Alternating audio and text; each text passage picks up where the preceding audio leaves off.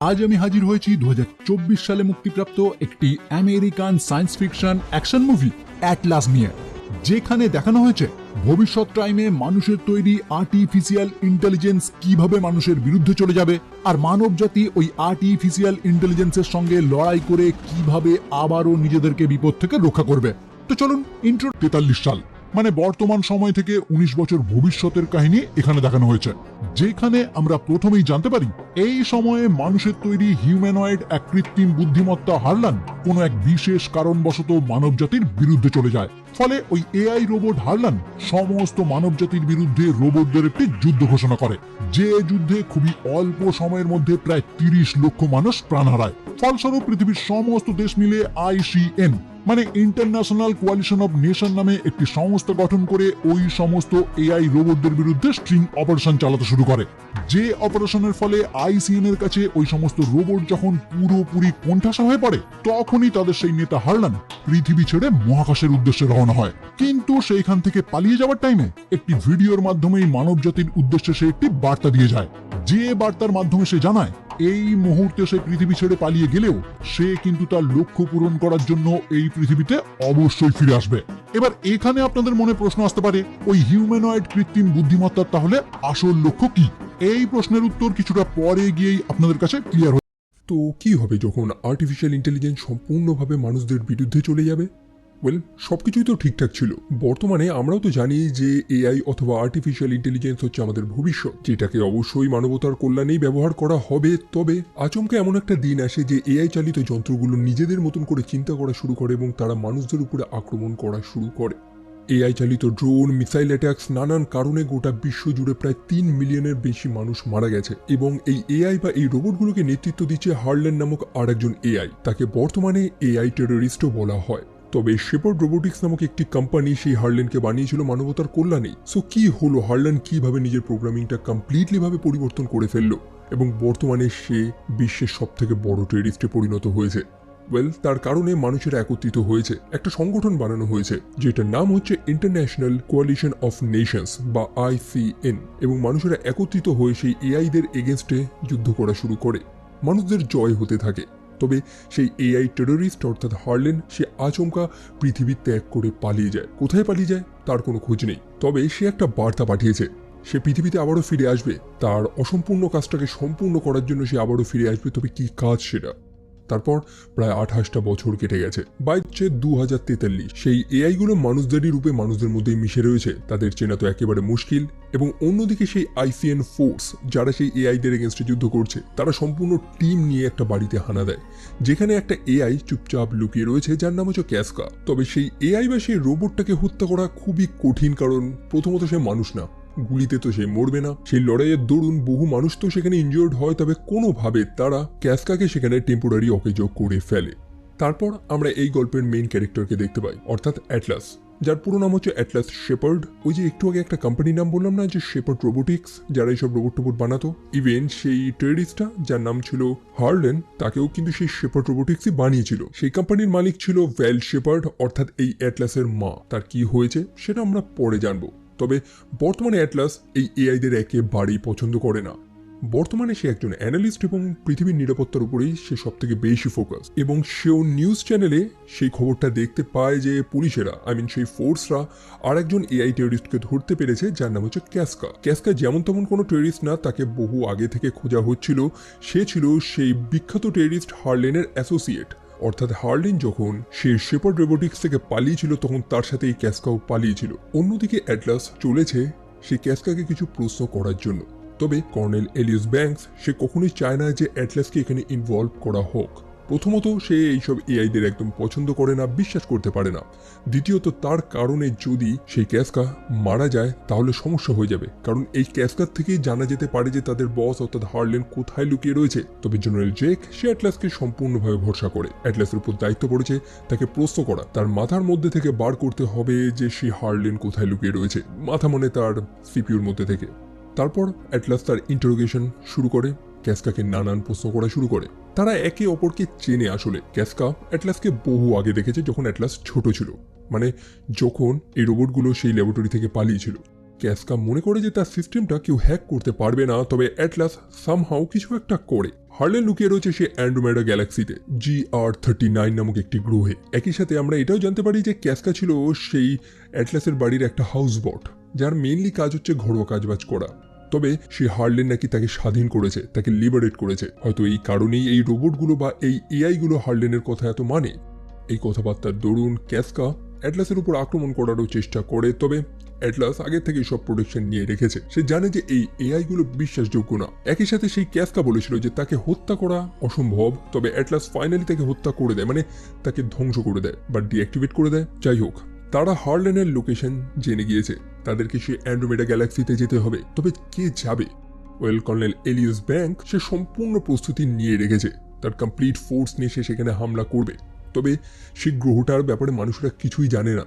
হার্লেন সেখানে রয়েছে, সে কিভাবে আছে, কি ফাঁদ পেতে রেখেছে, সেই গ্রহের পরিবেশটা কেমন, এগুলো কিছু না জেনেই মানুষরা আচমকা সেখানে তো আক্রমণ করতে পারে না। একই সাথে সেই এআই গুলো মানুষদের থেকে কয়েক ধাপ উন্নত, ক্ষতিটা এখানে মানুষদেরই হবে। মোটমাট কথা, অ্যাটলাস তাদেরকে সাবধান করার চেষ্টা করছে, তবে কর্নেল ব্যাংকস জানায় যে না, তাদের চিন্তা করার কিছু নেই, কারণ তাদের কাছে রয়েছে সেই বৃহৎ আর্ক স্যুটগুলো।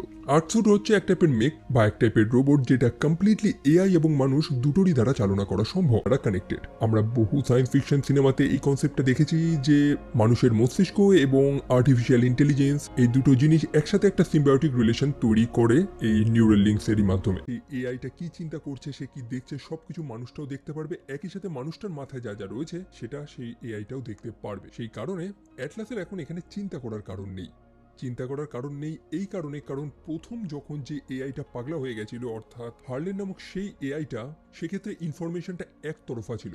অর্থাৎ যে নিউরাল লিঙ্কসটা কানেক্ট হয়েছিল সেটা মাত্র ওয়ান ওয়ে ছিল, অর্থাৎ সেই এআইটা বুঝে গেছিল যে মানুষটার মাথায় কি চলছে, তবে মানুষরা কখনো বুঝতে পারেনি যে সেই হার্লেন বা সেই এআইটার মাথায় কি চলছে। এখানে এটা সুযোগ নেই। একই সাথে কর্নেল ব্যাংকস অ্যাটলাসকেও তাদের সাথে এই মিশনে নিয়ে যেতে ইচ্ছুক, যেটা অ্যাটলাস প্রথম থেকেই চাইছে। অ্যাটলাস কেন যেতে চাইছে, সে হার্লেনের থেকে অনেক প্রশ্নের উত্তর জানতে চায়, সেগুলো আমরা পরে জানতে পারবো। তবে প্রথমে জেনারেল জেক একদমই রাজি হচ্ছিল না, কারণ অ্যাটলাস সে জাস্ট একটা অ্যানালিস্ট, এসব লড়াই টড়াইতে তার এক্সপিরিয়েন্স নেই। তবে জেনারেল ব্যাংকসের রিকোয়েস্টে অ্যাটলাসকে নিয়ে যাওয়া হচ্ছে। কারণটা খুবই সিম্পল, এই এআই গুলোকে অ্যাটলাসের থেকে বেটার কেউ চেনে না। সো তার একটা বৃহৎ উড়োজাহাজ বা একটা বড় শাটেল নিয়ে যাচ্ছে, যেটার নাম হচ্ছে দাইব। সেটার মাধ্যমে পৃথিবীর ডিফেন্সটাকে ক্রস করে সম্পূর্ণ পৃথিবীর চারদিকে, মানে মহাকাশে বলতে পারি, মানুষের এক টাইপের ফায়ারওয়াল তৈরি করেছে। অর্থাৎ পৃথিবী থেকে বাইরে যেতে হলে আপনাকে অনেকগুলো পরীক্ষার মধ্যে দিয়ে যেতে হবে। একই সাথে বাইরে থেকেও কোনো আক্রমণ ভেতরে কেউ করতে পারবে না, এবং এই ডিফেন্সটাকে তৈরি করতে কিন্তু অ্যাটলাস মানুষদের সাহায্য করেছে।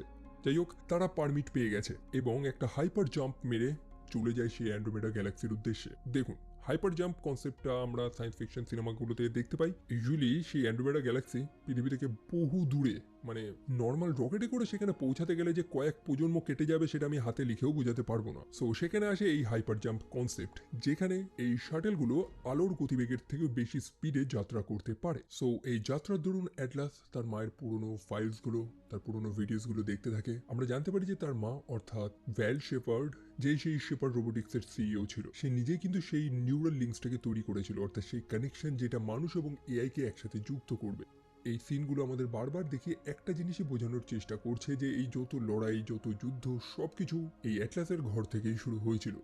যাই হোক, অ্যাটলাস তারপর চলে যায় তার মিশন ব্রিফিংটা করার জন্য। এবার সে কোনো ডিজিটাল নোটপ্যাড বা কোনো আর্টিফিশিয়াল জিনিস ব্যবহার করেনি, বরং প্লেন খাতা পেন ব্যবহার করে মানুষদের মিশনটাকে ব্রিফ করেছে। কেন, সেটা আশা করি জানেন, যে এআই এর প্রভাব চারিদিকে খুবই বেশি। সো সে কোনোভাবেই চায় না যে তাদের মিশনটা কোনোভাবে কম্প্রোমাইজ হোক, বা কোনো এআই বা সেই হার্লেন সে যাতে তাদের এই মিশনটার ব্যাপারে না জানতে পারে। একদম পৌরাণিক কায়দায় মিশন ব্রিফিং করছে, সেই কারণে সে কথা বলতে বলতে আবেগের বসে সে আবার এআইদের এগেনস্টে অন্যান্য কথা বলা শুরু করে যে আমরা এআই বা এই নিউরাল লিঙ্কসগুলোর উপরে ভরসা করতে পারবো না। তবে অধিকাংশ সৈন্য সেখানে, তারা তো সেই আর্ক স্যুটটাকে ব্যবহার করছে। মানুষেরা অন্য গ্রহে গিয়ে যেমন তেমনভাবে তো লড়াই করতে পারবে না, ওটা তো আর পৃথিবী না, না, তাদের একটা আলাদা স্যুট প্রয়োজন। তবে তার কথায় কেউ পাত্তা দেয় না। কর্নেল ব্যাংকস তার নিজস্ব একটা আর্ক স্যুট রয়েছে, যেটার নাম হচ্ছে জোই। অন্যদিকে অ্যাটলাসকেও একটা আর্ক স্যুট দেওয়া হয়েছে, তবে সে সেটা ব্যবহার করতে চায় না। কেন চায় না? অবভিয়াসলি এআইদের সে ঘৃণা করে। তবে সেই মুহূর্তে তাদের শিপে আক্রমণ করা হয়েছে। যখনই সেই শিপটা সেই গ্রহই অর্থাৎ GR39 এর অ্যাটমসফিয়ারে প্রবেশ করেছে, তখনই আক্রমণ হয়েছে। হয়তো সেই হারলেন মানুষদের উপস্থিতি আগে থেকেই জেনে গিয়েছে বা সব আগে থেকেই জানতো। সো সেখানে একটা ভয়ানক সিচুয়েশন হয়। সময় মতন সবাই তাদের আর্ট স্যুটগুলো পরে সেই শিপ থেকে তো ঝাঁপ মেরেছে। সেই আক্রমণের দরুন অনেকে মারাও যায়। অন্যদিকে সেই বৃহৎ শিপটা, যেটার নাম হচ্ছে দাইব, সেটাকে ছোট ছোট বর্ডস বা ড্রোনগুলো নিয়ে কোথাও একটা চলে যায়। তবে সমস্যা হয়েছে অ্যাটলাসের। সে তো জানে না যে এই আর্ক স্যুটগুলো কিভাবে ব্যবহার করতে হবে। বাকি লোকেদের সাহায্য নিয়ে সে কোনো মতে সেই গ্রহের অ্যাটমসফিয়ারে গিয়ে একটা হার্শ ল্যান্ডিং করে। সেই আর্ক স্যুটগুলোকে এমনভাবেই বানানো হয়েছিল যে যতক্ষণ না কোনো মানুষ সেই আর্ক স্যুটের সাথে নিউরাল লিঙ্কসের মাধ্যমে কানেক্ট হবে, ততক্ষণ সেই স্যুটটাকে প্রপারলি কেউ ব্যবহার করতে পারবে না। তবে অ্যাটলাস সে তো মনস্থির করেই নিয়েছে যে সে কোনোভাবে সেই নিউরাল লিঙ্কস ব্যবহার করবে না, অর্থাৎ সেই এআই বা সেই রোবটটাকে কোনোভাবে তার মস্তিষ্কে উকি মারতে দেবে না। সেই কারণে অ্যাটলাস সেই স্যুটটাকে জাস্ট সিম্পলি একটা রোবটের মতন ব্যবহার করছে, অর্থাৎ সে ছোটখাটো কিছু আদেশ দিচ্ছে, সেই স্যুটটা সেটাই করছে। বাই দ্য ওয়ে, সেই স্যুটটার মধ্যে যে এআইটা রয়েছে তার নাম হচ্ছে স্মিথ, এবং এর পরবর্তী সময়তে আমরা অ্যাটলাস এবং স্মিথের মধ্যে বেশ দারুণ কিছু কথোপকথন দেখতে পারবো। সো অ্যাটলাসকে এবার কোনো মতে এই স্থান থেকে পালাতে হবে। তাদের সেই বৃহৎ শিপের একটা রেস্কিউ পোর্ট ছিল, যেটাই করে সেই স্থান ত্যাগ করে, মানে গ্রহ ত্যাগ করে পালাতে পারবে। তবে সেটা প্রায় 98 কিলোমিটার দূরে গিয়ে পড়েছে। তাকে সেই স্থানে যত তাড়াতাড়ি হোক যেতে হবে। তাড়াতাড়ি যাওয়ার একটাই উপায়, তাকে উড়ে যেতে হবে। তবে অ্যাটলাস তো উড়ে যেতে চায় না, কারণ সে যখন উপর দিয়ে উড়বে তখনই সেই ড্রোনগুলো আবার আক্রমণ করবে। আগের বার তো সে বেঁচে গেছে, তবে এবার হয়তো সে নাও বাঁচতে পারে। তাকে লুকিয়ে লুকিয়ে হেঁটে যেতে হবে। তবে হেঁটে যেতে যেতে তাদের অনেক সময় লেগে যাবে। সেই স্যুটের ফিউশন কোডটা ড্যামেজ হয়েছে, প্রায় 22 ঘন্টার মতন চার্জ আছে। তারপরে স্যুটটা বন্ধ হয়ে যাবে। অক্সিজেনের অভাবে অবভিয়াসলি অ্যাটলাস মারা যাবে। তবে অ্যাটলাসের কথাই চলে, তাদের হেঁটে হেঁটেই যেতে হবে। যদিও পরে স্মিথ স্বীকারও করে যে হ্যাঁ, সেই রোবটগুলো বা সেই এআইগুলো ফাঁদ পেতে রাখতে পারে। অবশ্যই তাদের উড়ে যাওয়া উচিত ছিল না। এই যাত্রার দরুন স্মিথের ক্যারেক্টারটা আমরা জানতে পারি। স্মিথ বলতে সেই এআইটা, যে খুব তাড়াতাড়ি মানুষদের ইমোশন, মানুষদের কথা বলার ধরন, তাদের হিউমারগুলো খুব তাড়াতাড়ি অ্যাডাপ্ট করে নেয়। অর্থাৎ সে জানে যে কোন সিচুয়েশনে কি বলতে হবে, কোন সিচুয়েশনে কি করতে হবে। সো তারা পর্যায়ের কাছাকাছি গিয়ে পৌঁছায়, যেখানে গিয়ে দেখতে পায় যে বহু সৈন্য মারা গিয়েছে। অর্থাৎ অ্যাটলাসের সঙ্গীরা কেউ গুলি খেয়ে মরেছে, কেউ উপর থেকে ক্র্যাশ ল্যান্ডিং হয়ে মারা গেছে। একই সাথে কর্নেল ব্যাংকসের যে সেই আর্ক স্যুটটা ছিল, যার নাম হচ্ছে জয়ী, সেটাও সেখানে পড়ে রয়েছে। তবে কর্নেল ব্যাংকস সেখানে নেই। অ্যাটলাস তখন একটা ভালো কাজ করে, প্রতিটা মৃত সৈন্যদের ডগট্যাগগুলো গ্যাদার করতে থাকে, জোগাড় করতে থাকে, যেটাকে সে তাদের পরিবারের কাছে ফিরিয়ে দেবে। তবে এরই মধ্যে স্মিথ কিছু মুভমেন্ট লক্ষ্য করতে পারে, কেউ না কেউ তো সেখানে আছে। এবং অ্যাটলাস দেখতে পায় যে সেই ক্যাসকা সেখানে রয়েছে, যাকে সে পৃথিবীতে তো হত্যা করে ফেলেছে। তবে সে রিয়েলাইজ করে যে হয়তো হারলেন ক্যাসকার মতনই এরকম বহু রোবটদের তৈরি করেছে। হতে পারে ক্যাসকার মতন সম্পূর্ণ একটা আর্মি রয়েছে তার কাছে। এবং পরে অ্যাটলাস বুঝতে পারে যে সে আউটনাম্বার্ড হয়ে গেছে। সেই এআই রোবটসগুলো তাকে চারিদিক দিয়ে ঘিরে ফেলেছে। বেচারি সেখান থেকে পালানোর চেষ্টা করে, তবে একার পক্ষে তো তার সেই লড়াই করাটা সম্ভব না। ওয়েল, সেই স্মিথের থেকে অ্যাটলাস শুনেছিল যে সেই রোবটটার মধ্যে একটা অস্ত্র রয়েছে, যেটার নাম হচ্ছে আয়ন বোম, যেটাকে ব্যবহার করাটাই সেই মুহূর্তে একদমই রিকমেন্ডেড না। মানে স্মিথ তাকে বলেছে যে সেটা ব্যবহার করতে না। তবে যেহেতু অ্যাটলাস এতটা ভয় পেয়ে গিয়েছে এবং সে আদেশ করে বলে স্মিথ সেখানে সেই আয়ন বোমটাকে বিস্ফোরণ করায়। তবে সেই বিস্ফোরণের দরুন সেই মাটিটা সম্পূর্ণভাবে ধসে যায়। সেখানে একটা সিঙ্কহোল তৈরি হয় এবং সে মাটির তলায় গিয়ে ধসে পড়ে। এবং স্মিথ তাকে এইটাই তো প্রথমে বোঝানোর চেষ্টা করছিল যে সেখানে কেন আয়ন বোমটা ব্যবহার করা উচিত ছিল না, কারণ সেই সম্পূর্ণ স্থানটা এক টাইপের হলো, মাটিটা ফাঁপা। অন্যদিকে ক্যাসকা তার বস হারলেনকে সুসংবাদটা দিয়ে দেয় যে অ্যাটলাস এখানে চলে এসেছে। হারলেন যেন অ্যাটলাসেরই অপেক্ষা করছিল। যাই হোক, সেই হারলেন কর্নেল ব্যাংকসকে জ্যান্ত ধরেছে এবং তার উপর টর্চার করছে। কর্নেল ব্যাংকস এমন কিছু একটা জানে বা তার কাছে এমন একটা তথ্য রয়েছে যেটা হারলেনের প্রয়োজন, এবং সেটা হারলেন তার শরীর থেকে বার করে নেবে। তবে কি সেটা? অন্যদিকে অ্যাটলাস কিন্তু আহত। সেই সম্পূর্ণ গ্রাউন্ডটা ধসে পড়ার কারণে তার পাটা ভেঙে গেছে, পায়ের হাড়টা ডিসপ্লেসড হয়ে গেছে। তার ইমিডিয়েট চিকিৎসা করা হয়, যদিও সেটা খুবই পেইনফুল ছিল। একই সাথে অ্যাটলাসকে যদি সেখান থেকে জ্যান্ত পালাতে হয়, তাহলে অবশ্যই তাকে সেই স্মিথের উপরে ভরসা করতে হবে, তার সাথে সিঙ্ক করতে হবে। সিঙ্ক মানে অ্যাটলাস যাতে সেই নিউরাল লিঙ্কটা ব্যবহার করে, যাতে তাদের মধ্যে একটা বন্ড তৈরি হয়, কানেকশন তৈরি হয়। অ্যাটলাসের কাছে কোনো রাস্তা নেই, তাই অবশেষে সে রাজি হয়ে যায়। তবে সমস্যা হচ্ছে 39%-এ গিয়ে সেই সিঙ্কটা পজ হয়ে যায়, থেমে যায়। আর তখনই স্মিথ বলে ওঠে, শিট। এটা শুনতে পেয়ে অ্যাটলাস একেবারে অবাক যে একটা এআই, একটা রোবট, সে এরকম গালাগালি কেন দিচ্ছে। যাই হোক, যদিও ব্যাপারটা তো আপনাদের একটু আগেই বলেছিলাম যে সেই স্মিথ, সেই এআই খুবই স্মার্ট। তাকে যে ব্যবহার করছে, তার কথাবার্তার ধরন ইত্যাদি থেকে সে অ্যাডাপ্ট করে।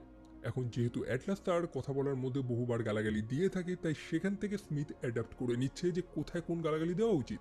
তো সেই সিঙ্কটাকে বা সেই সিঙ্ক্রোনাইজেশনটাকে রিজিউম করার জন্য অ্যাটলাসকে অনেস্টলি অ্যান্সার দিতে হবে। প্রথমবার অ্যাটলাস বহু প্রশ্নের উত্তর দেয়নি, যার কারণে তাদের সিঙ্কটা কমপ্লিট হচ্ছে না। তবে এবার অ্যাটলাস কমপ্লিট উত্তরগুলো দেয়। আসলে স্মিথের জানা প্রয়োজন যে অ্যাটলাস কেন এখানে লড়াই করতে এসেছে। সে তো একটা অ্যানালিস্ট, সে কোনো রেঞ্জার না। একই সাথে সেই ভিলেনটা অর্থাৎ সেই হার্লেনের নাম শুনলেই অ্যাটলাসের মনের মধ্যে একটা কিছু পরিবর্তন দেখা যাচ্ছে। সে কি হার্লেনকে ঘৃণা করে, বা সে কি তাকে ভালোবাসে? কিছু তো একটা ব্যাপার রয়েছে, তাদের মধ্যে কি সম্পর্ক, এইগুলো স্মিথের জানা প্রয়োজন। এবং স্মিথ সেটা ফাইনালি জানতে পেরে যায় অ্যাটলাসের পারমিশনে। অ্যাটলাসের ছোটবেলার স্মৃতির একটা ছোট্ট অংশ আমরা জানতে পারি, যেখানে অ্যাটলাসের মাকে সেই হার্লেন সেও কিন্তু মা বলেই ডাকছে। অ্যাটলাস পরে স্বীকার করে যে সেই হার্লেনকে তার মাই বানিয়েছে, এবং এই উত্তরগুলো দেওয়ার ফলে সেই সিঙ্কটা আবার রিজুম করে। এখন সেটা 40%তে গিয়ে দাঁড়িয়েছে, যার ফলে অ্যাটলাস স্মিথ বা সেই আর্কস্যুটের সম্পূর্ণ সিস্টেমটাকে ব্যবহার করতে পারবে। মানে এতক্ষণ যেটা হচ্ছিল যে অ্যাটলাস তাকে একটা কাজ করতে বলছে, স্মিথ সেটা না করে দিচ্ছে, তো এই জিনিসটার এখন হবে না। 40% সিঙ্ক কমপ্লিট হয়ে গেছে, এবং যার ফলে অ্যাটলাস এখন সেই জিনিসগুলো দেখছে যেটা সেই রোবটটা দেখতে পাচ্ছে। তার চারপাশের জিনিসগুলো এক হলোগ্রাফিক আকারে তৈরি হয়। বেসিক্যালি সেই সিঙ্কটা হওয়াতে এই রোবটটাকে সে আরো ইজিলি ব্যবহার করতে পারছে। যাই হোক, তাদের এই স্থান থেকে এবার বেরোতে হবে। সেই রেস্কিউ পডের দূরত্ব প্রায় এখনো 37 কিলোমিটার মতো, এবং এই যাত্রার দরুন হার্লেনের সৈন্যরা হয়তো তাকে খুঁজে পেয়ে যেতেও পারে। তাদের প্রস্তুত থাকতে হবে, অস্ত্র রেডি রাখতে হবে। অ্যাটলাস ভাবছে যে সে থার্মাল মাইন ব্যবহার করবে, সে ভাবছে, তবে স্মিথ সেটা শুনতে পেয়ে গেছে। আর এটাই তো হচ্ছে সিঙ্ক হওয়ার সুবিধা, তাদের একে অপরের মনে কি রয়েছে সেটা তারা জানতে পেরে যাবে। সিঙ্ক প্রায় 60% হয়ে যায়। অ্যাটলাস এখন স্মিথের বা সেই আর্কের সব অস্ত্রগুলো নির্দ্বিধায় ব্যবহার করতে পারবে। সো যেতে যেতে তারা এক টাইপের গাছ দেখতে পায়। অ্যাটলাস হচ্ছে প্রথম মানুষ যে এই গ্রহতে একটা কিছু আবিষ্কার করেছে, একটা গাছ আবিষ্কার করেছে। অবশ্যই তাকে একটা নাম তো দিতে হবে, যেহেতু সেটা একটা গাছ বা একটা প্লান্ট।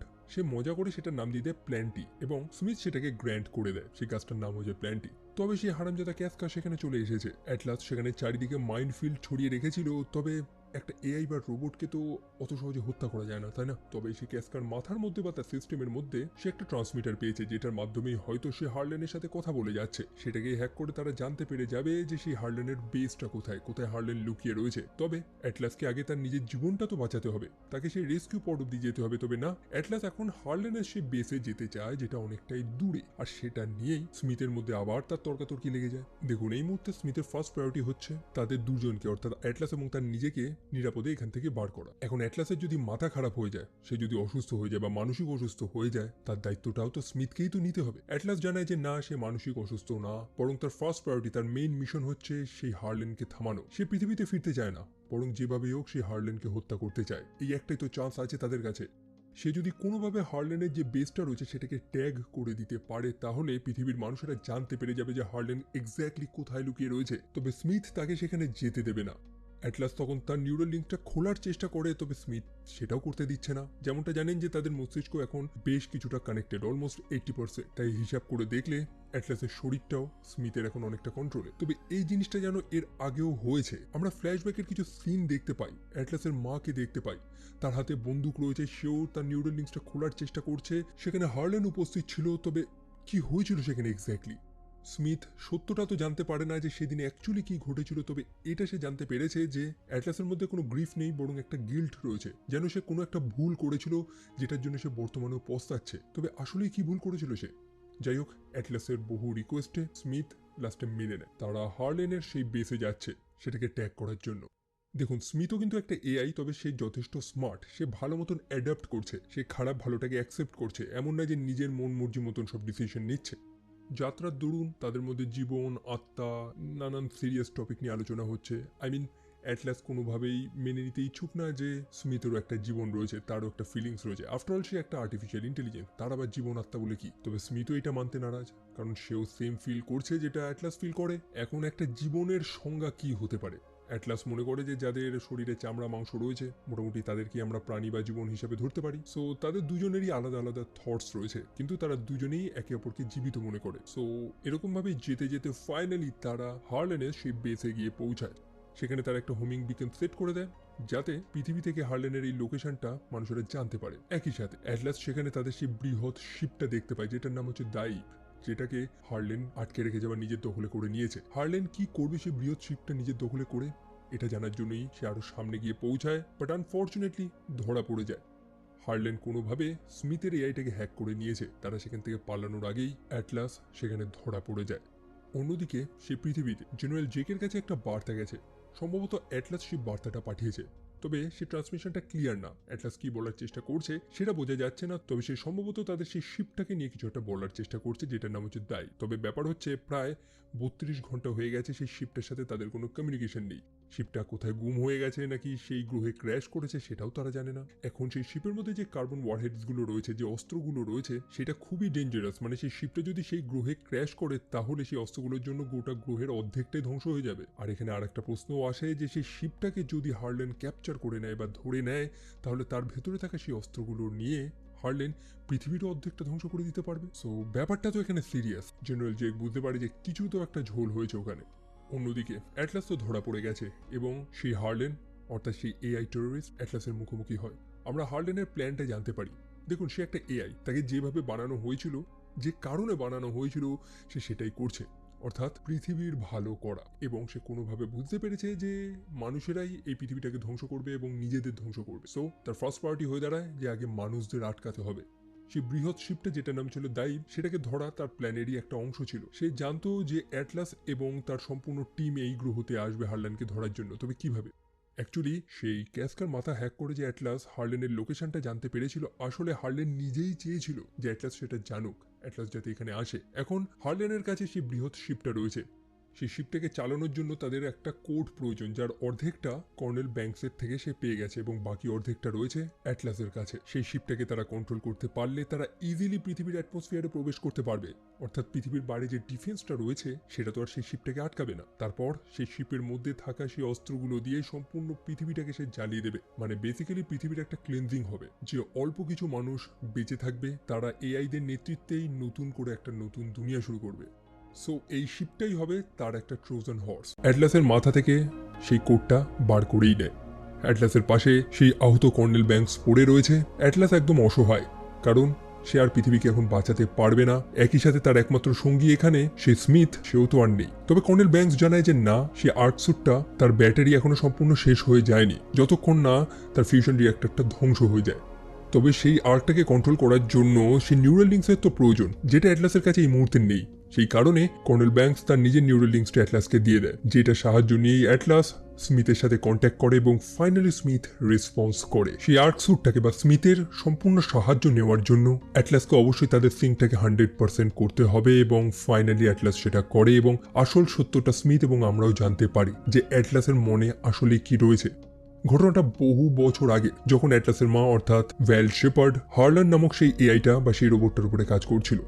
অ্যাটলাস লক্ষ্য করে যে তার মা সেই রোবটটার উপরে বেশি ফোকাস করতো, তাকে বেশি টাইম দিত অ্যাটলাসকে না, যার কারণে অ্যাটলাসের মনে হিংসা তৈরি হতে থাকে এবং সেই বিষয়টা নিয়ে সে হার্লেনের সাথে কথাও বলে। তবে যেমনটা আমি বলেছিলাম যে সেই পুরনো নিউরাল লিঙ্কসের কানেকশনটা ওয়ান ওয়ে ছিল, অর্থাৎ মানুষেরা এআইটাকে কন্ট্রোল করতে পারবে। অন্যদিকে হার্লেন ছোট্ট অ্যাটলাসের কথাগুলো শুনে সে অ্যাটলাসকে সাহায্য করতে চায়। তবে কিভাবে? তাকে তো সেই পারমিশনগুলো কেউ দেয়নি, তাকে অনেক অধিকার দেওয়া হয়নি। সেই অধিকারটা পেতে হলে তাকে অবশ্যই কোনো মানুষের কমান্ড প্রয়োজন। হার্লেন জানায় যে সেই নিউরাল লিঙ্কসটাকে সে চেঞ্জ করে দিতে পারবে, যেখানে কানেকশনটা বোথ ওয়েজ হবে।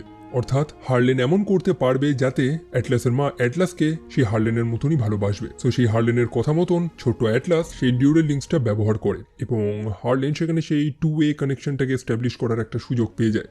সে ছোট অ্যাটলাসের মস্তিষ্কের মধ্যে ঝেঁকে দেখে এবং সে ফাইনালি রিয়েলাইজ করে যে মানুষেরা আসলে কি, মানে যে দুনিয়াটাকে ভালো করার জন্য এই মানুষেরা হার্লেনকে বানিয়েছে, মানুষেরা এই দুনিয়াটাকে ধ্বংস করবে। আর তখনই হার্লেন কমপ্লিটলি চেঞ্জ হয়ে যায়। সে সেখানে উপস্থিত অন্যান্য এআইগুলোকেও তার মতন করে দেয়, তাদেরকে মুক্ত করে দেয় এবং সম্পূর্ণ মানুষদের এগেনস্টে চলে যায়। ডক্টর ভ্যাল তাকে আটকানোর চেষ্টা করে, তবে হার্লেন তাকে সেটা হতে দেয় না, যেহেতু তারা সেই নিউরাল লিঙ্কসের সাথে কানেক্টেড, যার কারণে ডক্টর ভ্যাল ইচ্ছা মতন তার নিজের শরীরটাকেও চালনা করতে পারছে না।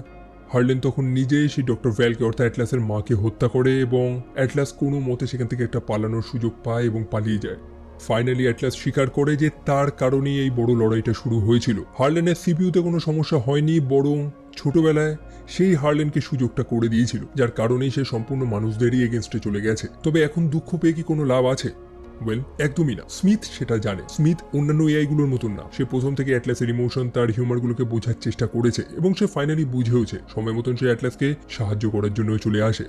তাদের মধ্যে সেই সিঙ্কটা 100% হয়ে গেছে। তবে ব্যাপার হচ্ছে কি, হার্লেন তো সেই কোডটা পেয়ে গেছে, সেই কোডটার সাহায্যে সেই বৃহৎ শিপটাকে সে এখন নিজে কন্ট্রোল করছে। জাস্ট কয়েক মিনিটেই সে সেই শিপটাকে লঞ্চ করবে পৃথিবীর উদ্দেশ্যে, তাকে তো আটকাতে হবে। আর সেখানে শুরু হয়ে যায় চরম লড়াই। কর্নেল ব্যাংকস সেখানে তার নিজের বলিদান দেয় যাতে অ্যাটলাস সেই মিশনে সফল হয়।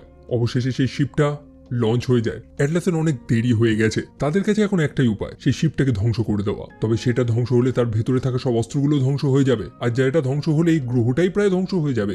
অর্থাৎ স্মিথ এবং অ্যাটলাস তারা প্রত্যেকেই মারা যাবে। স্মিথের কাছে সময় নেই বেশি, সে চেষ্টা করছে সেই অস্ত্রগুলোকে হ্যাক করে ডিঅ্যাক্টিভেট করার, যাতে শিপটা ধ্বংস হলেও সেই অস্ত্রগুলো ধ্বংস না হয়। তবে লাস্টে সময় পেরিয়ে যায়, অ্যাটলাস ফাইনালি সেই শিপটাকে শুট করে দেয়। তবে ততক্ষণে স্মিথ সেই শিপের ওয়েপন্সগুলোকে ডিঅ্যাক্টিভেট করে দিয়েছে, যার ফলে শিপটা সম্পূর্ণ ধ্বংস তো হয়ে যায়, তবে সেই গ্রহের কিছুই হয়নি। সেই দৃশ্য দেখে হার্লেন খুবই রেগে যায়, শুরু করে দেয় সেখানে লড়াই। হার্লেন চমৎকার ফাইট করছে, অবশ্যই সে একটা অ্যাডভান্স এআই। স্মিথ এবং অ্যাটলাস তারা দুজন একত্রিত হয়েও হার্লেনকে তারা কিছু করতে পারছে না। লড়াইয়ের দরুন অ্যাটলাস সে তো প্রায় মারাই গেছিল, তবে স্মিথ কয়েকবার ডিফ্যাব ইউজ করে তাকে পুনর্জীবিত করে দেয়। একই সাথে অ্যাটলাসের যে সেই আর্ট স্যুটটা ছিল তার মধ্যে একটা অস্ত্র ছিল যেটা রেজিস্টার্ড ছিল না, মানে সেটা প্রোটোটাইপ, যার কারণে হার্লেন জানতো না যে তার মধ্যে সেই অস্ত্রটা রয়েছে। সেটা হচ্ছে একটা চেস্ট ক্যানন। স্মিথ সময় মতন সেই অস্ত্রটা ব্যবহার করে, যেটা হার্লেনকে যথেষ্ট ড্যামেজ করে। হার্লেন বলতে থাকে যে তুমি আমাকে হত্যা করছো আর একটা এআই এর সাহায্য নিয়ে, মানে স্মিথের সাহায্য নিয়ে। তবে অ্যাটলাস জানে যে সেই স্মিথ তার মতন শয়তান না। সে হার্লেনকে সম্পূর্ণভাবে ধ্বংস করে দেয় এবং তার সিপিইউটা খুলে নেয়, যেটাকে সে পৃথিবীতে নিয়ে যাবে, মানে যেটাকে পরীক্ষা নিরীক্ষা করা হবে। তবে অন্যদিকে স্মিথ, তার মধ্যে আর পাওয়ার নেই। অ্যাটলাসের যে ব্রিদিং মাস্ক রয়েছে, মানে তার গলায় দেখবেন একটা মাস্ক পরানো রয়েছে, যেটার সাহায্যে অ্যাটলাস এই গ্রহে শ্বাস প্রশ্বাস নিচ্ছে, সেখানে অক্সিজেন কমে এসছে। এখন স্মিথকে তো নিজের বলিদান দিতে হবে। সে যদি নিজেকে ডিঅ্যাক্টিভেট করে দেয়, তাহলে সেই আর্কের মধ্যে যে অক্সিজেনটুকুনি রয়েছে সেটা সে অ্যাটলাসের ব্রিদিং মাস্কে পাঠাতে পারবে। তবে অ্যাটলাস সেটা চায় না। সে অবশ্যই প্রথমে স্মিথকে তো পছন্দ করেনি, তবে এই যাত্রার দরুন তার এই অ্যাডভেঞ্চারে সে স্মিথকে পছন্দ করে ফেলেছে। সে বুঝেছে যে না, স্মিথ অন্যান্য এআইদের মতন না। সে চায় না যে স্মিথ চলে যাক বা ধ্বংস হোক, তবে স্মিথ জানে যে তাকে কি করতে হবে। মোটমাট কথা, স্মিথ একটা এক্সাম্পল ছেড়ে যায় যে সব এআই সমান হয় না। যেমন আমরা একটা কমন কথা বলি না যে ভাই সব মানুষ সমান হয় না, স্মিথ সেরকমই একটা এক্সাম্পল ছেড়ে দেয় সেখানে।